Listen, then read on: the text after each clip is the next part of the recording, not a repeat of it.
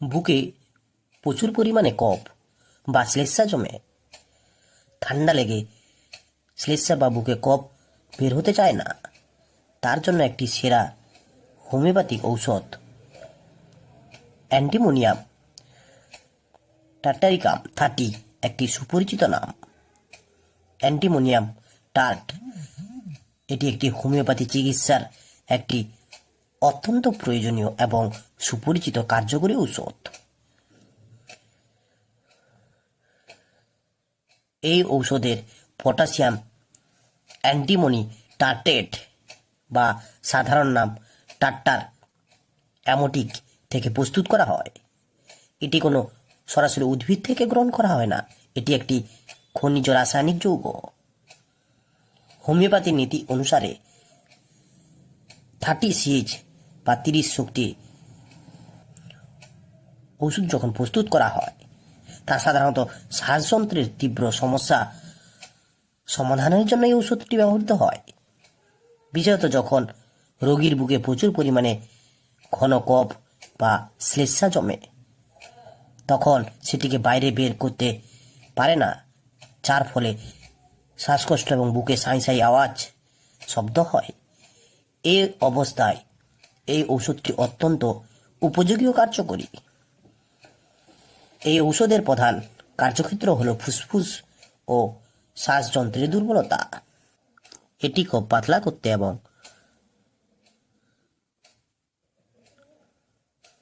রোগজনিত দুর্বলতা তন্দ্রাভাব কাটাতে সাহায্য করে। এই ওষুধটি প্রয়োগের ভিত্তি হল হোমিওপ্যাথিক মূলমন্ত্র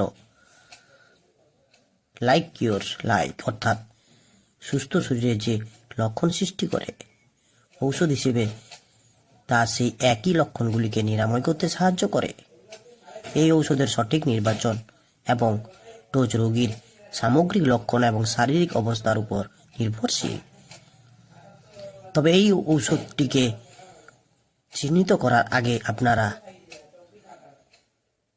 চিকিৎসকের পরামর্শ এবং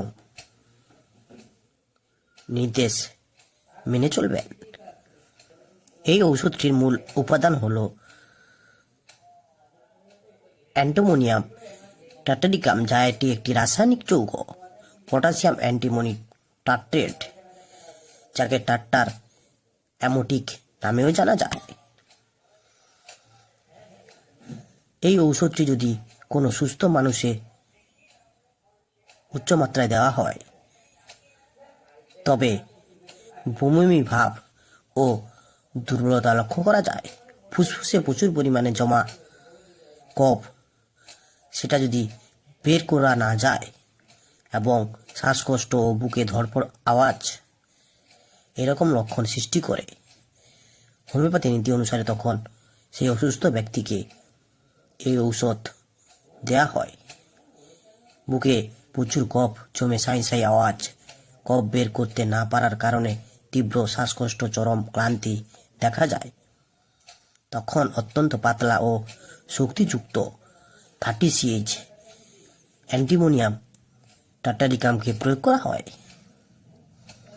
এই 30 CH তৈরির প্রক্রিয়াটি একটি স্কেলে সম্পন্ন করা হয়। এটি আবিষ্কার করেছিলেন স্যামুয়েল হ্যানিম্যান, হোমিওপ্যাথিক আবিষ্কারক। এই প্রক্রিয়াটি মোট 30 বারে পুনরাবৃত্তি করা হয়। প্রথম ধাপে একে লঘুকরণ করা হয় 1 CH এ। মূল পদার্থ অ্যান্টিমোনিয়াম টাটকে 1 ভাগ নেওয়া হয় এবং এটিকে 99 ভাগ দ্রাবক, সাধারণত বিশুদ্ধ অ্যালকোহল কিংবা জলের সঙ্গে মেশানো হয়। 1:99 অর্থাৎ মোট 100 ভাগ ঝাঁকুনির সাহায্যে এই মিশ্রণটি নির্দিষ্ট নিয়মে জোরালোভাবে হাতে এবং যন্ত্রের সাহায্যে 10 বার ঝাঁকানো হয়। এই ঝাঁকুনি প্রক্রিয়াকে হোমিওপ্যাথি ঔষধের শক্তি বাড়ায় বলে মনে করা হয়। ফলে এই ধাপে শেষে যে মিশ্রণ পাওয়া যায় তাকে 1 CH বা 1C শক্তি বলা যায়। দ্বিতীয় ধাপে সেটা 29তম লঘুকরণ বা 2 CH থেকে 29 CH। 1 সিএইচ মিশ্রণ থেকে 1 ভাগ নেওয়া হয়, আবার 99 ভাগ নতুন দ্রাবকের সাথে মেশানো হয় এবং এই মিশ্রণটিকে ঝাঁকুনি আবার 10 বার ঝাঁকানো হয়। এই ধাপে শেষে যেটা পাওয়া যায় সেটা 2 সি শক্তি। এইভাবে ধারাবাহিকভাবে এই প্রক্রিয়াকে 29 বার পুনরাবৃত্তি করা হয়। তৃতীয় ধাপে 30তম লঘুকরণ 30 সিএইচ 29তম শক্তি থেকে 1 ভাগ নিয়ে আবার 99 ভাগ দ্রাবকের সঙ্গে মেশানো হয় এবং সেটিকে 10 বার ঝাঁকানো হয়। ফলে চূড়ান্ত যে মিশ্রণটি হলো অ্যান্টিমোনিয়াম টার্টারিকাম 30 সিএইচ।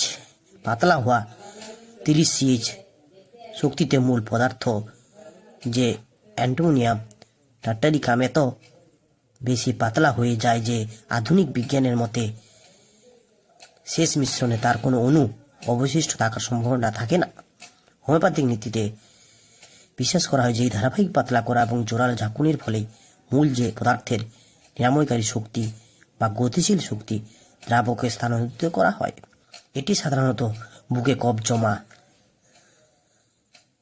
বা যখন বুকে প্রচুর পরিমাণে কফ শ্লেষ্মা জমে, রোগীর সামান্য কফ বাইরে বের করতে পারে না, শক্ত হয়ে বসে থাকে, তখন সেই কফকে পাতলা করে বের করে আনতে সাহায্য করে, কিংবা বুকে সাঁই সাঁই আওয়াজ যখন হয় সেটাকে বার করতে সাহায্য করে।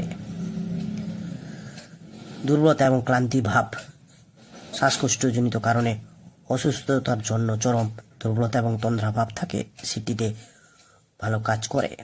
তাছাড়া শ্বাসকষ্ট দম বন্ধ হয়ে যাওয়ার মতন উপস্থিতি, বসে থাকলে যদিও শ্বাসকষ্ট কিছুটা আরাম পাওয়া যায়, কিন্তু হাঁটলে কিংবা সিঁড়িতে উঠলে প্রচুর পরিমাণে শ্বাসকষ্ট হয়, এরকম ক্ষেত্রে এটি ব্যবহার করা হয়। কাশির সমস্যা, অনবরত কাশি এবং বিশেষত শিশু এবং বয়স্কদের ক্ষেত্রে খুবই গুরুত্বপূর্ণ এটি।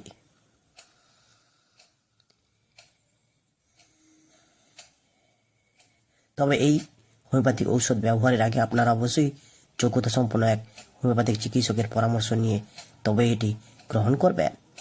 হোমিওপ্যাথি চিকিৎসা রোগীর সামগ্রিক লক্ষণের উপর ভিত্তি করে কিন্তু দেওয়া হয়। ডোজ দেওয়ার ক্ষেত্রে শিশুদের ক্ষেত্রে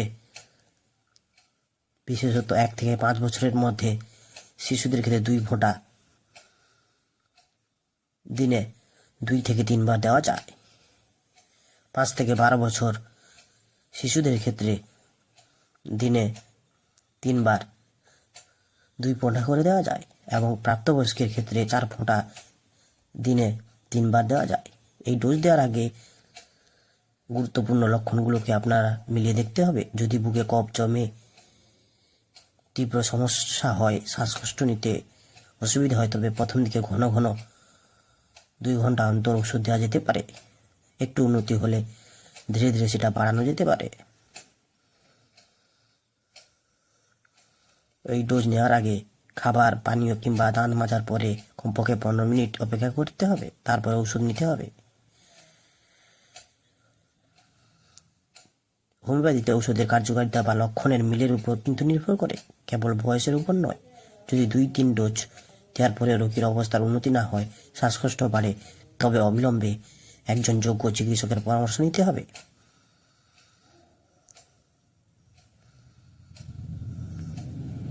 ধন্যবাদ।